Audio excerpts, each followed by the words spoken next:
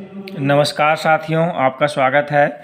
आज मैं 2023 में देखिए जो एनुअल वार्षिक मैट्रिक परीक्षा हुई थी उसका सब्जेक्टिव हिंदी विषय का विषयनिष्ठ प्रश्न आप लोगों को बताऊंगा, दिखा रहा हूं। और इसमें कुछ अनुदेश हैं, दिशा निर्देश हैं। देखिए जैसे यहाँ पे लिखा हुआ है कि सामान्य निर्देश, ठीक है ना दोस्तों। तो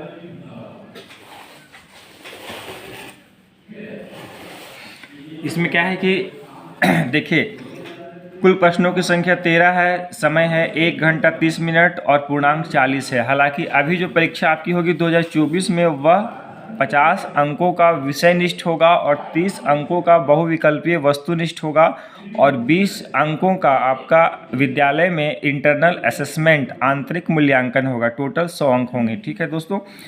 तो हालांकि नेचर जो पार्ट्स ये पैटर्न है, स्वरूप यही रहेगा, 10 अंक इसमें बढ़ा दिया जाएगा।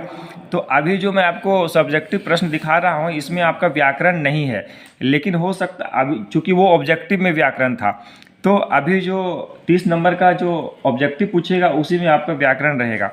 तो इसमें बोलता है, कुछ दिशा निर्देश है, मैं आपको पढ़ के सुना दे रहा हूँ कि प्रश्न पुस्तिका बी के प्रश्न विषयनिष्ठ है, मतलब ये सब्जेक्टिव है। परीक्षार्थी यथासंभव अपनी भाषा शैली में उत्तर दे। इस प्रश्न सह उत्तर पुस्तिका के 3 खंड हैं, सभी खंड के प्रश्नों का उत्तर देना अनिवार्य। खंड ए में आपका गद्यांश है, जैसे इंग्लिश में पैसेज होता है ना, उसी प्रकार का गद्यांश रहेगा। वो 10 नंबर का 5 प्रश्न रहेगा, 2 नंबर का। देखिए यहाँ 5 × 2 है और आप इसी में से उत्तर छिपा हुआ रहता है। इसको आप ध्यान से पढ़िएगा तो आपको 10 अंक में 10 अंक मिल जाएंगे, एक भी अंक आपका नहीं कटेगा, क्योंकि सारा उत्तर इसी में छिपा हुआ रहता है। और खंड बी में पाठ्य पुस्तक से जो कृतिका और क्षितिज है उसी से आपका रहेगा। और खंड सी रचना है, जिसमें एक निबंध लिखना है और लेटर या पत्र जो है सो आपको लिखना पड़ेगा। तो मैं आपको आगे बताऊंगा निबंध और पत्र के बारे में। तो यहाँ देखिए कहता है कि सभी प्रश्न के लिए निर्धारित अंक उपांत में अंकित है। प्रश्नों के उत्तर प्रश्नों के साथ दिए गए निर्देशों के आलोक में ही लिखें। 2 अंकों के प्रश्न के उत्तर लगभग 40 शब्दों में। देखिए शब्द सीमा निर्धारित किया गया है कि 2 अंक के प्रश्न है उसको 40 शब्दों में, 3 अंक के प्रश्न का लगभग उत्तर 60 शब्दों में और 5 अंक के प्रश्न का उत्तर लगभग 150 शब्दों में दे, ठीक है। तो यहाँ देखिए खंड का में कहता है अपठित गद्यांश। निम्नलिखित गद्यांश को पढ़कर उससे पूछे गए प्रश्नों के उत्तर 40 शब्दों में दे। यानी कि 5 प्रश्न ये पूछेगा 2 नंबर का, यानी कि 10 नंबर। मैं पढ़ लेता हूँ थोड़ा सा तीव्र गति से। हंसी भीतरी आनंद का बाहरी चिन्ह है। जीवन की सबसे प्यारी और उत्तम से उत्तम वस्तु एक बार हंस लेना तथा शरीर को अच्छा रखने की अच्छी से अच्छी दवा एक बार खिलखिला उठना है। पुराने लोग यह कह गए हैं कि हंसो और पेट फुलाओ। हंसी कितने ही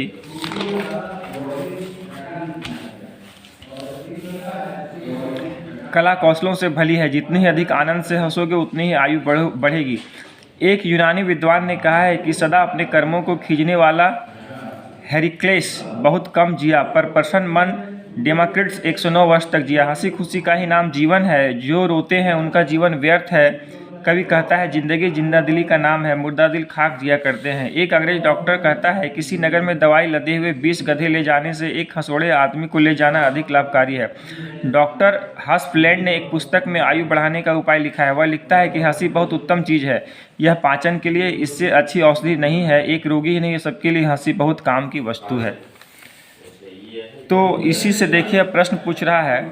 पहला नंबर प्रश्न है कि हंसी भीतरी आनंद कैसे प्रकट करती है। तो हमने अभी पढ़ा था कि हंसी भीतरी आनंद कैसे प्रकट करती है। इसमें से आपको थोड़ा सा समझ के लिखना होगा। इसका उत्तर होगा कि ऊपर दिए गए पंक्ति में बताया गया है कि हंसी भीतरी आनंद का बाहरी चिन्ह है। हंसी हृदय की आंतरिक आनंद प्रकट करती है। हंसने से स्वास्थ्य भी उत्तम बना रहता है। हंसने से व्यक्ति की आयु बढ़ती है। हंसना शरीर को स्वस्थ रखने की श्रेष्ठ औषधि है। अब देखिए दूसरा नंबर इसी गद्यांश से है कि पुराने समय में लोगों ने हंसी को महत्व क्यों दिया। तो पुराने समय में लोगों ने हंसी को इसलिए महत्व देता था क्योंकि हम जितना अधिक हंसेंगे उतना ही अधिक हमारा मन तथा शरीर स्वस्थ रहेगा, उतना ही अधिक हमारी आयु बढ़ेगी। तभी तो ऊपर दिए गए गद्यांश में स्पष्ट रूप से बताया गया है कि हंसने से व्यक्ति की आयु बढ़ती है। अब इसी गद्यांश से तीसरा नंबर का प्रश्न है कि डॉक्टर हस्पलैंड ने अपने एक पुस्तक में हंसी के बारे में क्या लिखा है। तो देखिए यहाँ पे दिया है, हम लोगों ने इसको अंडरलाइन किया है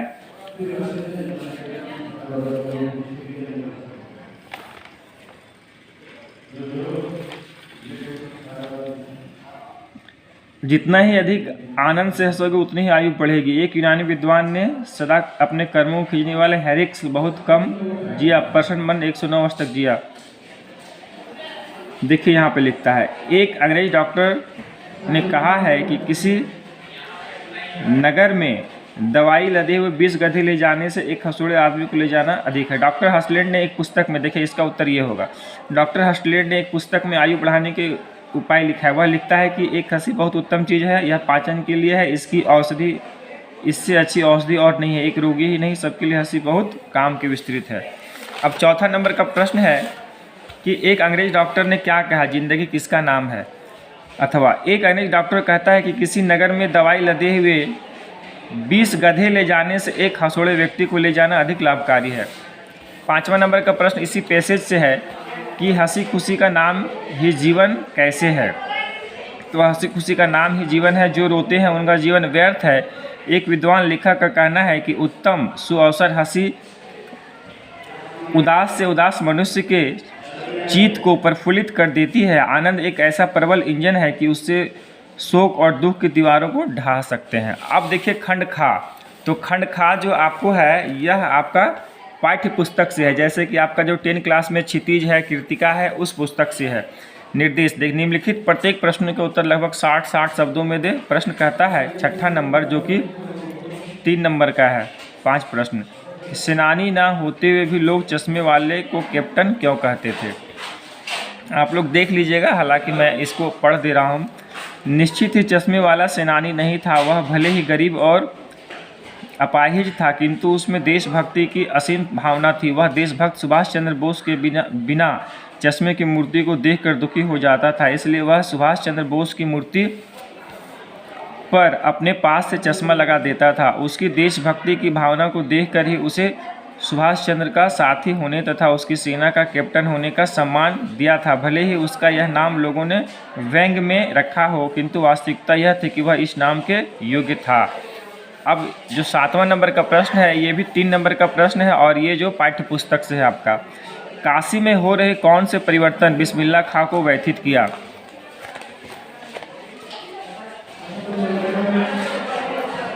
काशी भारतवर्ष का एक धार्मिक स्थल है। यह नगर साहित्य, संगीत आदि कलाओं का केंद्र रहा है, लेकिन काशी में समयानुसार बहुत परिवर्तन हो गया है। काशी के पक्का महल से बर्फ बेचने वालों की संख्या घट गई है, ना ही वहाँ देसी घी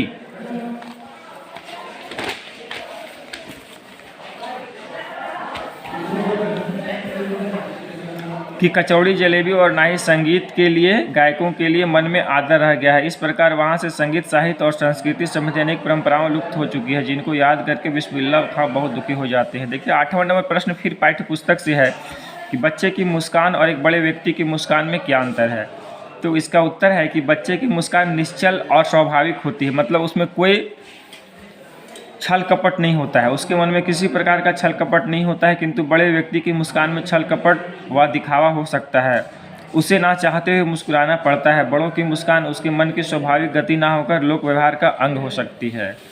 9 नंबर का प्रश्न फिर यह 3 नंबर का पाठ्य पुस्तक से है कि इसमें 2 है, अथवा है आने की एक ही बनाना है। सफलता के चरम शिखर पर पहुंचकर यदि व्यक्ति लड़खड़ाते हैं तब उसके सहयोगी किस प्रकार संभालते हैं। अथवा में है लक्ष्मण ने वीर योद्धा की क्या क्या विशेषताएं बताई। तो ये अथवा का उत्तर बता रहा हूँ मैं कि लक्ष्मण ने वीर योद्धा को निम्नलिखित विशेषताएं बताई। पहला है वीर योद्धा रणभूमि में वीरता दिखाता है, अपना गुणगान नहीं करता। दूसरा है कायर ही अपनी शक्ति की डींगे हाँकता है, युद्ध भूमि में वीरों की वीरता ही उनकी प्रसिद्धि का आधार होती है। फिर 10वां नंबर का प्रश्न पाठ्य पुस्तक से है कि माता का आंचल पाठ में आए ऐसे प्रसंगों का उल्लेख करें जो आपके दिल को छू गए हो। अथवा में भी आप लिख सकते हैं दोनों में से कोई एक। इस पाठ के लगभग सभी प्रसंग दिल को छूने वाले हैं। भोलानाथ द्वारा बाबूजी के कंधे की सवारी, उसकी मैया द्वारा तोता मैना के कोर बनाकर खिलाना, उसकी अपने बाबूजी के साथ कुश्ती, सांप के डर से भागकर उसका अपनी माँ के आंचल में छिप जाना, ये सब कुछ विशेष प्रसंग हैं।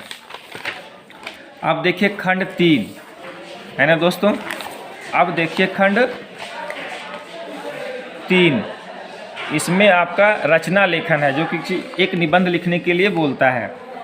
दिए गए संकेत बिंदुओं पर आधार निम्नलिखित में से किसी एक विषय पर लगभग 150 शब्दों में निबंध। ये आपका 5 नंबर का प्रश्न है, जिससे इसमें दिया है हमारा राज्य झारखंड, दूसरा है परिश्रम का महत्व और तीसरा है परोपकार।